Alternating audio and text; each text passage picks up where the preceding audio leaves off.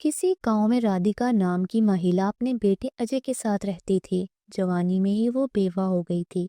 उसने अपने बेटे को खुद ही पढ़ाया लिखाया, किसी काबिल बनाया। एक दिन वो गिर गई तो उसकी टांग टूट गई।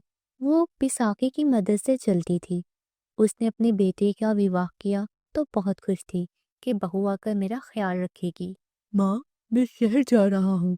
कुछ दिन बाद गाँव वापस आऊंगा। आपको अगर किसी चीज की जरूरत हो तो सपना से कहकर मुझे फोन कर देना। डॉक्टर ने जो दवा दी थी वो आपने समय पर लेनी है और अपना बहुत सारा ख्याल रखना है। अरे बेटा, चिंता क्यों करते हो? अब मेरी बेटी घर में आ गई है। मेरा ख्याल रखने के लिए तुम आराम से जाओ और अपनी पत्नी से भी पूछो। अगर उसे कोई चीज चाहिए तो याद से लेकर आना। अजय अपनी माँ की बात पर मुस्कुरा दिया। देखो सपना, मेरी माँ ने मेरा बहुत ख्याल रखा है, इतना प्रेम दिया है, इतना बलिदान दिया है मेरे लिए, दूसरी शादी तक नहीं की। तुम मेरी माँ का बहुत अच्छे से ख्याल रखना। वो तुमको अपनी बेटी समझती है और तुमसे बहुत खुश है। तुम भी उन्हें अपनी माँ ही समझना। आप चिंता किस बात की कर रहे हैं? अगर वो आपकी माँ है तो वो मेरी भी माँ है। मैं उनका बहुत ख्याल रखूंगी। आप बस अपने काम पर ध्यान दें। जब अजय काम पर चला जाता है, राधिका अपनी बहू के साथ बहुत अच्छे से रहती है, मगर सपना का मूड खराब रहता है। ये औरत तो मेरी जान को आ गई है। जहर लगती है मुझे। कैसे मेरी पति को काबू में किया हुआ है। उसे अपनी माँ के अलावा कुछ नजर भी नहीं आता। मैं उसकी पत्नी हूँ, मगर मेरे साथ समय बिताने की बजाय वो अपनी माँ की सेवा में लगा रहता है। इसका कोई बंदोबस्त करती हूँ। ये औरत अगर मर जाए तो हम दोनों बहुत खुश रह सकते हैं। पूरी रात राधिका अपने बिस्तर पर लेटी खांसती रही। वो बार बार सपना को आवाज देकर बुलाती रही। सपना बेटी, मेरे शरीर में बहुत दर्द हो रहा है। बुखार भी पहले से तेज हो गया है। तुम मुझे दवा दे दो। मैं अपनी जगह से उठ नहीं सकती। ये औरत मर जाए तो मेरी जान छूट जाए। ये तो मुझे शांति से सोने भी नहीं देती। क्या करूं मैं इस औरत का? सपना को काफी देर बुलाने के बाद भी जब वो उसके कमरे में नहीं आई तो राधिका खुद मुश्किल से उठी ताकि वो दर्द और बुखार की दवा। अब मैं इस औरत को मजा चखाती हूँ। इसे जोर से धक्का देती हूँ। इसका सर किसी चीज से टकराए और ये मर जाए, मेरे और अजय के बीच से निकल जाए। राधिका जब अपने कमरे से निकलकर सपना के पास आने लगती है तो सपना उसे जोर से धक्का दे देती है। राधिका जमीन पर गिर गई थी। सपना भागते हुए अपने कमरे में चली गई। अरे मेरी बेटी, क्या किया तुमने? तुमने मुझे जमीन पर गिरा दिया। मुझे बहुत दर्द हो रहा है। मुझे जमीन से उठाओ। ये तो गलत हो गया है। इस बुढ़िया ने तो मुझे धक्का देते हुए देख लिया है। ये अपने बेटे को बता देगी, पर कोई बात नहीं। मैं अजय को समझा लूंगी। उसे कहूंगी तुम्हारी माँ झूठ बोल रही है। ये मुझे घर से निकालना चाहती हैं। एक तो गर्मी भी बहुत ज्यादा थी, फिर बुखार, दर्द और अब चोट लगने की वजह से राधिका का बहुत बुरा हाल हो रहा था। राधिका के साथ वाले घर में उसकी सहेली रहती थी। उसने राधिका की रोने की आवाज सुनी तो वो जल्दी से उसके अरे, ये तुम्हें क्या हो गया राधिका? तुम इतना तेज बुखार हो रहा है और तुम नीचे कैसे गिरी?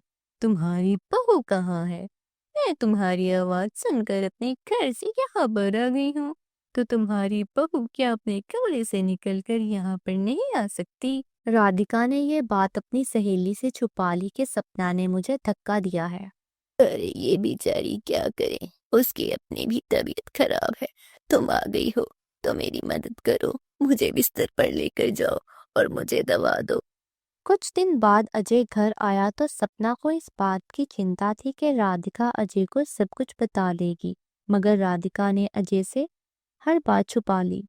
बेटा, सपना ने मेरा बहुत ख्याल रखा है। मुझसे बहुत प्रेम करती है। तुम बिल्कुल इस बात की चिंता मत करना। सपना कमरे से बाहर खड़ी होकर छुपकर उनकी बातें सुन रही थी। इस बुढ़िया ने मेरे बारे में अजय को कुछ भी नहीं बताया। क्या ये इस बुढ़िया की कोई चाल है? जो भी है, मैं इस बुढ़िया को जिंदा नहीं छोड़ूंगी।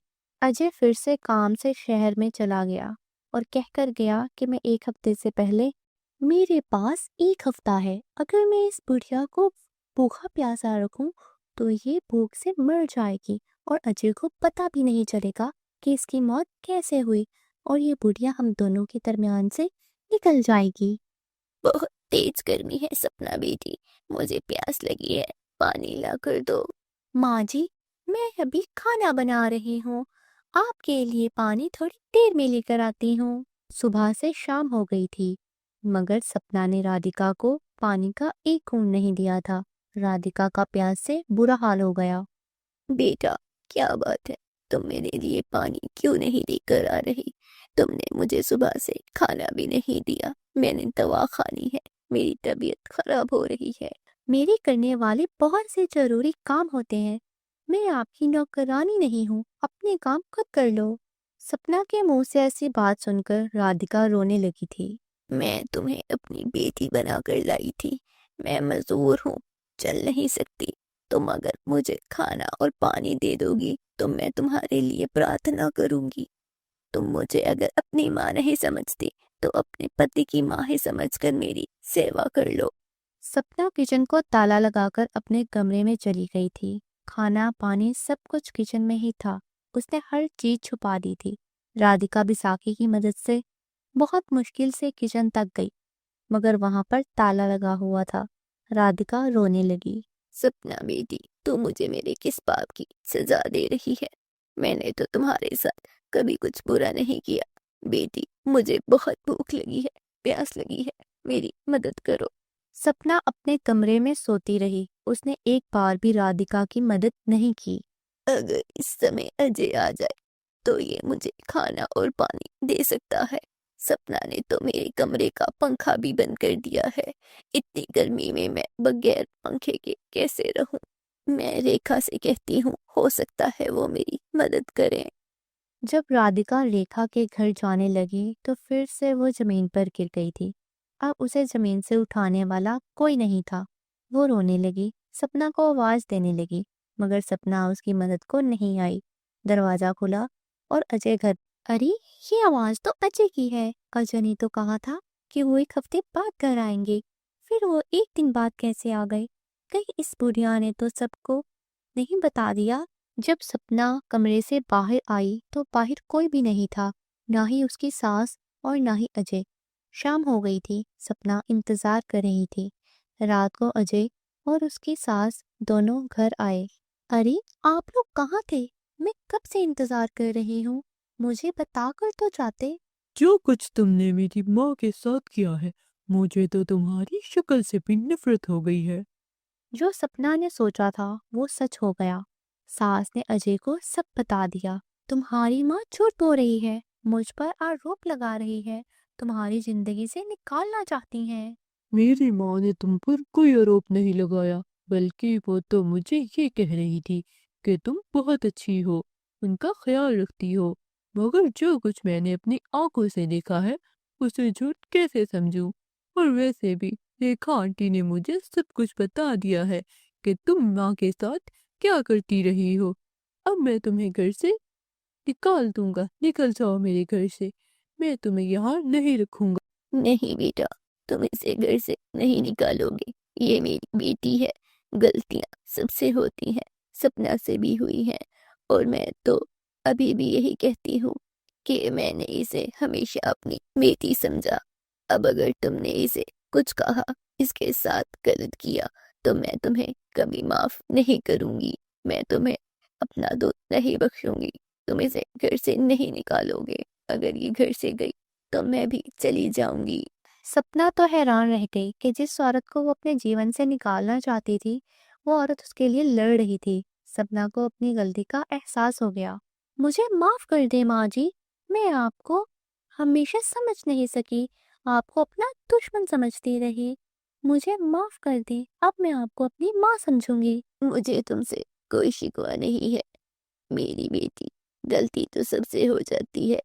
बस जो हुआ उसे भूल जाओ और दोबारा ऐसा मत करना। मुझे तुम्हारा बहुत सहारा है। उसके बाद सपना ने राधिका का बहुत ख्याल रखा, समय पे खाना देती, दवा देती, उसका बहुत ख्याल रखती। फिर अजय भी उससे प्रेम करने लगा था। पुरानी बातों को भूल गया था, क्योंकि सपना अब उसकी माँ को अपनी